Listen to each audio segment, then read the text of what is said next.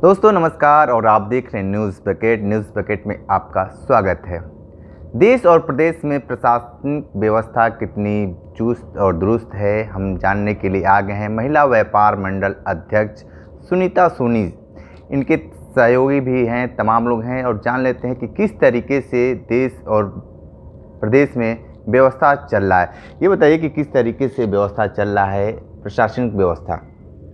प्रशासन व्यवस्था तो हमारे नज़र में कुछ भी अपना काम नहीं कर रही है, क्योंकि कहाँ कहाँ की बातें उठाई जाए। कानपुर, सारनाथ, हमारे वाराणसी शहर में बीएचयू, किस किस मुद्दे पे प्रशासन को गलत ठहराया जाए।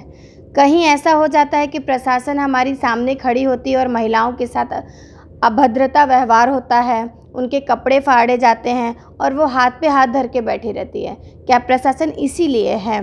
हमारे आज योगी जी और मोदी जी जो सरकार हमारी है उसमें यह है कि महिलाओं को सुरक्षा बहुत है। सुरक्षा किस चीज़ के लिए है? आज आप सिविल ड्रेस में कॉलेज और स्कूल के बाहर खड़े होइए, तब पता चले कि लड़के जो वहाँ आके मवालीगिरी करते हैं, लड़कियों को छेड़ते हैं, उस चीज़ों को तब पता चलेगा। आप ड्रेस पहन के जाओगे तो आधा इधर की उधर तो हो ही जाते हैं, क्योंकि कोई प्रशासन से लगना नहीं चाहता है, क्योंकि प्रशासन एक अपने बचाव के लिए सामने अगर निर्दोष भी रहेगा उसको भी जेल भेजने में कोई कोताही नहीं करती है। तो इस तरीके से योगी सरकार ये कहती है कि पूरे देश में, प्रदेश में बुलडोजर वाली सरकार चल रही है, रामराज चल रहा है, तो आप कैसे ऐसे आरोप लगा रही हैं कि यहाँ की जो प्रशासनिक व्यवस्था है वो बिल्कुल फेल है? मैं माननीय योगी जी और मोदी जी पे नहीं दोष दूंगी, क्योंकि कहा है ना कि अगर बाप अच्छा हो तो ज़रूरी नहीं कि बच्चे भी अच्छे ही निकलें। अगर आप पूरी सरकार चला रहे हैं तो हमारे जो नीचे के काम करने वाले स्तर के लोग हैं उन पे थोड़ी कसाई होनी चाहिए, क्योंकि वो तो अपना काम नहीं करते हैं। आप यहाँ बनारस में हर थाने, हर गली, हर मोहल्ले, हर घर में नहीं जाते हो, आप वहाँ से अपना काम कर रहे हो, लेकिन यहाँ के लोग अपना काम नहीं कर रहे हैं। और राम राज्य क्या है? हमारे गरीब जो ठेले पे दुकानें लगाते हैं, जिनसे उनकी रोजी रोटी चलती है, उसको हटा दिया जा रहा है। अगर आप उसको हटा रहे हैं, सुंदरीकरण को, G20 का जो इस समय प्रोसेस चल रहा है, तो उनको भी एक व्यवसाय मिलनी चाहिए, उनको भी एक स्थायी जगह मिलनी चाहिए कि वो अपना जीवन अच्छे से व्यतीत कर सकें। आपको क्या लगता है कि जिस तरीके से लगातार बुलडोजर चल रहे हैं अतिक्रमण को दिखलाकर, कितना सही है? अतिक्रमण जो चल रहा है वो अच्छा है हमारे देश के लिए, कि उसको मतलब अच्छा बनाने के लिए है कि साफ़ सफाई रहे। हमारा वाराणसी शहर जैसे कॉरिडोर ले लीजिए विश्वनाथ जी का, वो आज बन गया है, तो बाहर से क्या हर जगह से लोग आ रहे हैं, लेकिन इस एक गरीब के पेट पे लात मार के कोई चीज़ें नहीं होती है। मैं फिर वही बात कर रही हूँ, बुलडोज़र चलाना बड़ी बात नहीं है, लेकिन उस बुलडोज़र के नीचे देखिए कि कौन आके मरता जा रहा है, उनको बचा के हमको बुलडोज़र चलाना है, क्योंकि उनका जब नहीं सोचेंगे। आज हमारे यहाँ गरीबी स्तर देखा जाए तो इतना ज़्यादा बढ़ गया है, अमीर और अमीर होता जा रहा है, गरीब एक गरीब होता जा रहा है, और वो खाने के लिए इतना परेशान है, अपने बच्चों को पालने के लिए इतना परेशान है कि उसके लिए तो ये हो जा रहा है कि जीना और मरना एक बराबर है। उसका व्यवसाय अगर हट जाएगा तो वो खाएगा क्या, अपने बच्चे को पालेगा क्या? इस समय स्कूल की फ़ीस इतनी ज़्यादा बढ़ गई है, मिडिल क्लास वाले लोग पढ़ा नहीं पा रहे हैं। आगे इंसान क्या अपने बच्चे का भविष्य सोचेगा और क्या समेट के रखेगा जो कि कल बच्चों के काम आए? हाँ, यहाँ पे जिस तरीके से व्यापारियों में काफ़ी दिक्कतें हो रही हैं, नाराज़गी भी है, जिला प्रशासन के पास जा रहे हैं, आ रहे हैं रोज़ पत्रक लेकर। उनका सीधे तौर पे आरोप है कि चौड़ीकरण हो रहा है और उसमें तमाम तरह की उनकी दुकानें को गिराया जा रहा है। इसको लेकर काफ़ी व्यापारियों में नाराज़गी है, उसको दूर कैसे किया जा सकता है? व्यापारियों में नाराज़गी है तो जाहिर सी बात है क्यों नाराज़गी है, इसको एक ये सोचने का मुद्दा है।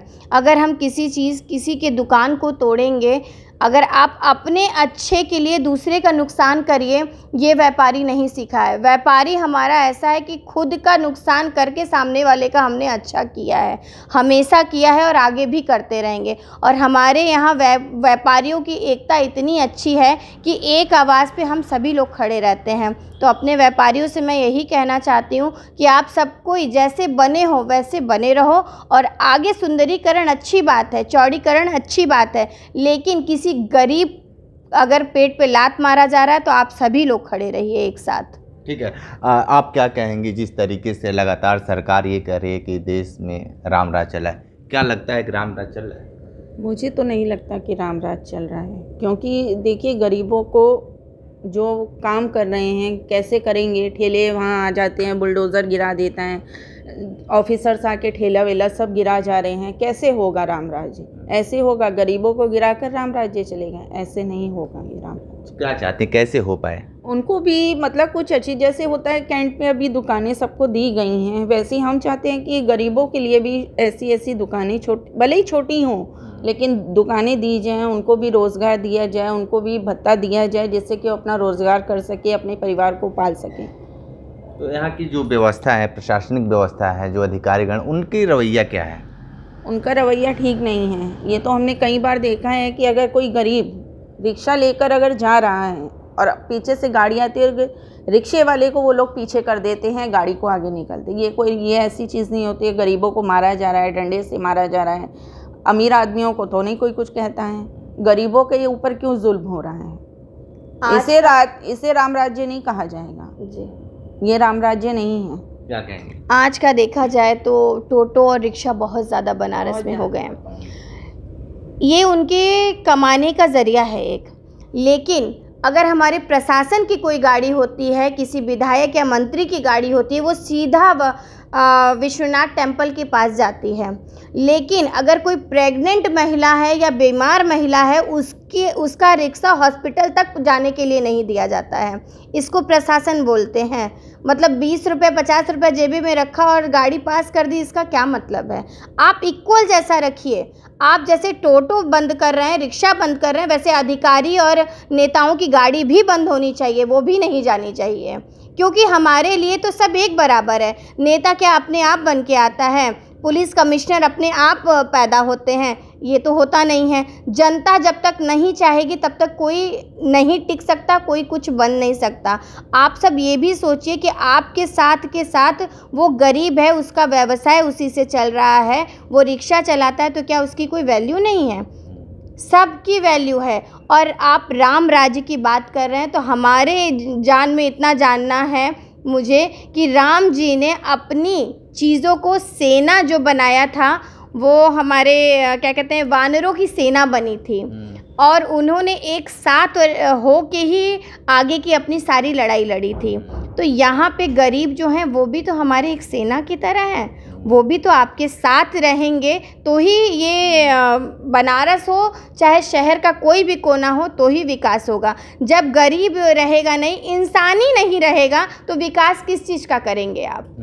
ठीक है, आप क्या कहेंगी? यहाँ की प्रशासनिक व्यवस्था क्या है? यहाँ के प्रशासन की व्यवस्था बहुत ज़्यादा ख़राब है। प्रशासन तो यहाँ पे तो लेडीज़ की इज्जत ही नहीं होती है। कोई भी थाने में चले जाइए तो वहाँ पे बैठने तक नहीं देते हैं या कुछ भी देते, इज्जत ही नहीं है यहाँ पर, और लेडीज़ से बदतमीजी से बात करते हैं। कहने को तो प्रशासन लेडीज़ के लिए मोदी योगी की सरकार में अच्छा है, लेकिन कुछ अच्छा नहीं है। खाली चारों तरफ लाइट जलाने से नहीं हो जाता है कि रात रोशनी में औरतें अच्छे से चलें।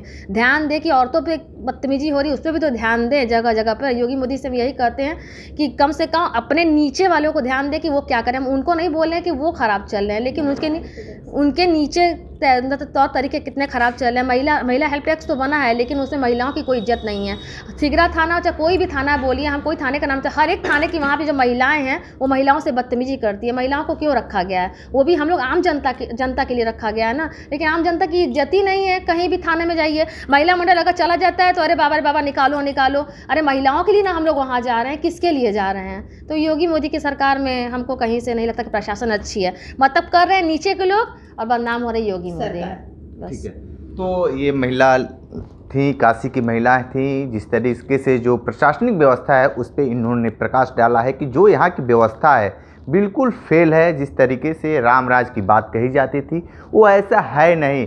जिस तरीके से यहाँ पे आए दिन घटना घटती जा रही है, लगातार बढ़ता जा रहा है, चाहे बनारस हो या कानपुर हो या इत्यादि शहरों में देखिए तो लगातार घटना बढ़ती जा रही है।